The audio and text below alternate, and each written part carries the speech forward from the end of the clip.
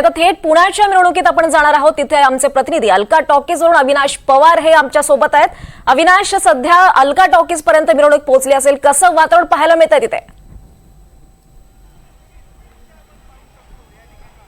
प्रज्ञा, आपण पाहतो आहोत, मी आता जो पुण्यातला मध्यवर्ती अलका टॉकीज चौक म्हणजे खरं तर याला टिळक चौक म्हटलं जातं, या टिळक चौकामध्ये आहे। आणि आता या टिळक चौकामध्ये ही जी मिरवणूक आहे ती आता सुरुवात होईल, कारण मानाचा जो पहिला गणपती आहे तो या टिळक चौकामध्ये आल्याचं आपल्याला पाहायला मिळतंय। एकूणच या टिळक चौकामध्ये अगदी शिगेला पोहोचलेला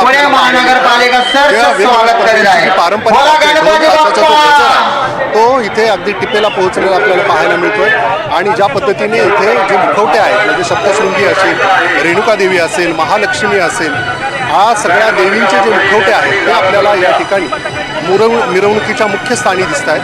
तुळजाभवानी असेल, अशा पद्धतीने ते जे काही दृश्य आहेत ते आपल्याला इथं टिळक चौकामध्ये आता पाहायला मिळत आहे। एकूणच आता ही जी गणपतींची मिरवणूक आहे पुण्यातली, ती आता खऱ्या अर्थाने सुरू होईल, कारण पुण्याचे जे गणपती आहेत ते पहिल्यांदा इथे टिळक चौकामध्ये येतील। इथे पुणे महानगरपालिकेच्या वतीने त्यांचं स्वागत करण्यात येतं आणि त्याच्यानंतरच पुढे ही मिरवणूक जी आहे ती मार्गस्थ होताना एकूणच हा जो सगळा उत्साह आहे तो आपल्याला या ठिकाणी दिसलो आहे। आणि इथे पुणे महानगरपालिकेच्या वतीने संपूर्ण नियोजन हे केल्याचं आपल्याला पाहायला पुणे महानगरपालिकेच्या वतीने इथे कोणत्या पद्धतीची कशी व्यवस्था केलेली आहे आपण थोडक्यात जाणून घ्या। आपण पाहतोय कशा पद्धतीने आपली योजना आहे, कशा पद्धतीने आपण हे सगळं नियोजन केलेलं आहे। नाही, नियोजन बेसिकली आमचा 2 महिन्यापासून चालू आहे, पण गणपती साजरा करतेवेळी 10 दिवसाचं नियोजन वेगळे असते, आजचं वेगळे आहे।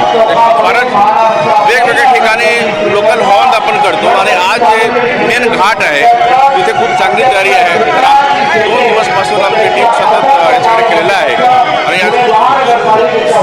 खूपच आपल्याला असं वाटतं की कुठलाही अडचण येत नाही आणि याच पद्धतीने आम्ही याचं नियोजन केलं होते। पुणे महानगरपालिकेच्या ज्यांनी आपल्याला याविषयी संपूर्ण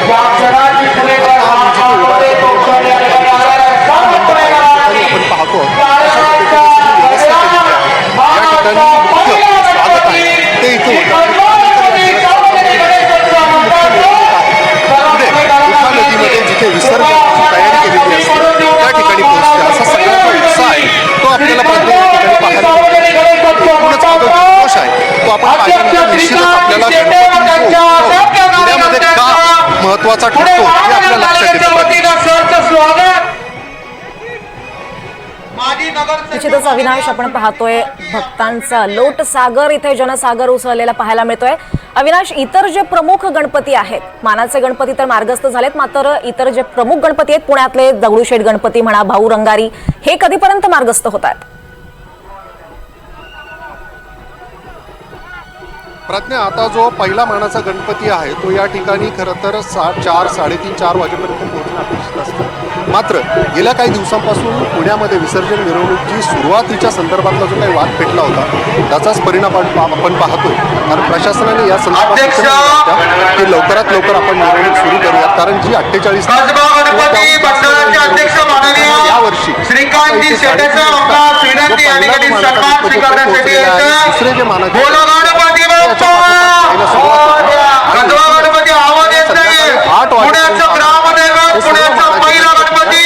श्री कसबा गणपती सार्वजनिक गणेशोत्सव मंडळ अध्यक्ष माननीय श्रीकांत शेटे आपणास विनंती या ठिकाणी सन्मान स्वीकारण्यासाठी येते। सांगितलं होतं कसबा गणपती आवाज येत नाही, गणपती बाप्पा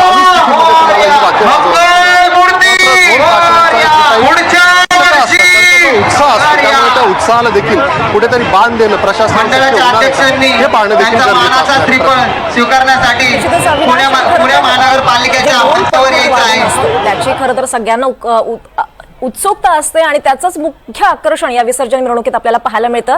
आणि त्यातही मुख्य आकर्षण असतं ते म्हणजे कलावंत ढोल पथकाचं, त्याचं वादन सुरू झालेलं आहे का, त्याबद्दल काही अपडेट्स करतायत? निश्चितच प्रज्ञा, कारण पुण्यातले गणपती श्री म्हटलं कसबा तरी जे गणपती मराठी कलाकार आहेत, सार्वजनिक त्यांचा गणेशोत्सव इथला सहभाग जो मंडळ असतो त्याविषयी खूप पुण्याचा आकर्षण ग्रामदैवत असतं. विशेषतः सिद्धार्थ जाधव जो आहे मानाचा तो नेहमी पहिला गणपतीमध्ये सहभागी गणपती होतो. श्री त्यासोबत कसबा इतर गणपती जे मराठी कलाकार आहेत, ते सार्वजनिक देखील या मुख्य गणेशोत्सव मिरवणुकीमध्ये मंडळ सहभागी होत असतात.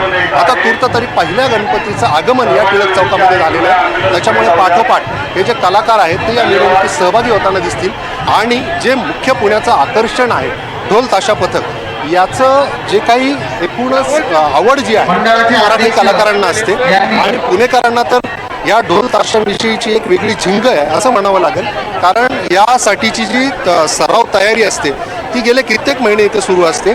आणि आज इथे उत्सवामध्ये आपल्याला जेव्हा हे ढोल ताशांचं पथक वाजवण्यात येतं तेव्हा खऱ्या अर्थाने आपल्याला हे सगळे जे काही आलेले भक्त भाविक असतात ते तृप्त झाल्याचं चित्र आपल्याला पाहायला मिळतं. आणि टिळक चौकामध्ये आपण जर आत्ता पाहिलं तर अशा पद्धतीने ही ढोल ताशकाची पथकं जी आहे ती या ठिकाणी वादन करताना आपल्याला दिसते. आणि तू जो प्रश्न विचारला त्या पद्धतीने मराठी कलाकार हे भक्तांचा आता उत्साह हा शिगेला पोहोचलेला आहे. पुणेकर हे आधीच अति उत्साही म्हणून ओळखले जातात आणि त्यात गणपती विसर्जन म्हटलं की त्यांचा उत्साह हा शिगेला पोहोचतो. आणि आपण ही पुण्यातली दृश्य पाहतोय.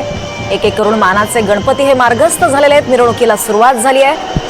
ढोल ताशा पथकांच्या वादनाच्या गजरात या गणपतीच्या मिरवणुकीला सुरुवात झाली आणि काही वेळात हे मानाचे गणपती यांचं विसर्जन होईल.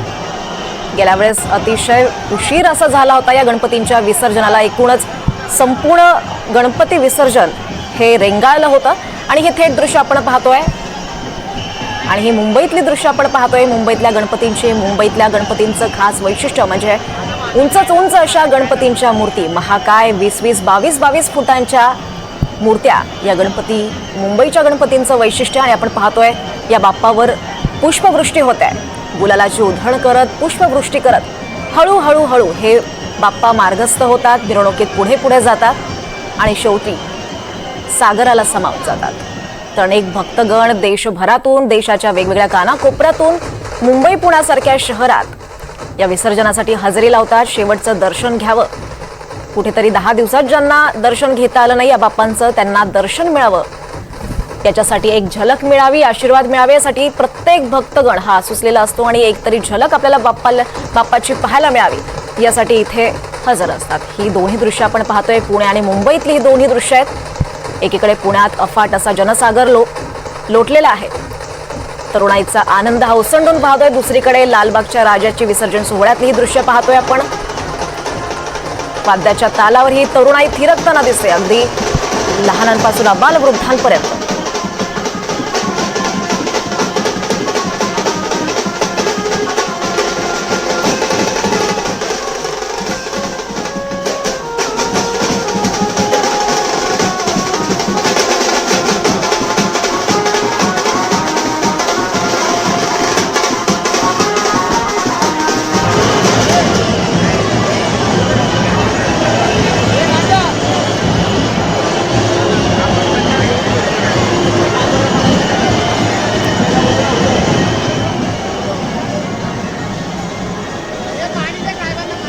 तरी पुण्यातली दृश्य आपण पाहतोय. पुण्याच्या विसर्जन मिरवणुकीचा उत्साह आता शिगेला पोहोचलेला आहे.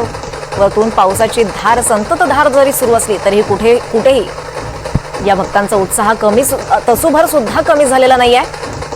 आणि अगदी मोठा असा लाखोंच्या संख्येनं, हजारोंच्या संख्येनं हे भक्तगण इथे हजर झालेत. बाप्पाचं शेवटचं दर्शन मिळावं यासाठी इथे हजर झालेले आहेत. आणि काही वेळातच एक एक करत हळूहळू सगळे गणपती हे मार्गस्थ होतील. आता मानाचे गणपती मार्गस्थ झालेत. हे दोन्ही दृश्य आपण पाहतोय. एकीकडे पुण्यातली दृश्य आहेत आणि दुसरीकडे मुंबईची दृश्य आपण पाहतोय. दोन्ही ठिकाणं हे गणेशोत्सवासाठी प्रसिद्ध आहेत. आणि गणपती म्हटलं की डोळ्यासमोर येतात ते पुणे आणि मुंबई. आणि ही दोन्ही दृश्य आपण पाहतोय. एकीकडे पुण्यातल्या मिरवणुकीची दृश्य आहेत, दुसरीकडे मुंबईतल्या गणपतीची दृश्य आहेत. हे दोन्हीची विसर्जन मिरवणूक दोन्ही ठिकाणी ही हळूहळू सुरू झालेली आहे. अनेक बाप्पा हे मार्गस्थ होत आहेत. एक एक करत हळूहळू मार्गस्थ होत आहेत आणि मिरवणुकीत पुढे पुढे सरकतात. आणि काही वेळानं पुण्यातील मानाच्या गणपतींचं विसर्जन होईल आणि त्यानंतर इथं प्रमुख गणपती हे सुद्धा या मिरवणुकीत सहभागी होतील. तर दुसरीकडे आपण पाहतोय अगदी वाद्यांच्या तालावर ही तरुणाई थिरकताना दिसते आहे.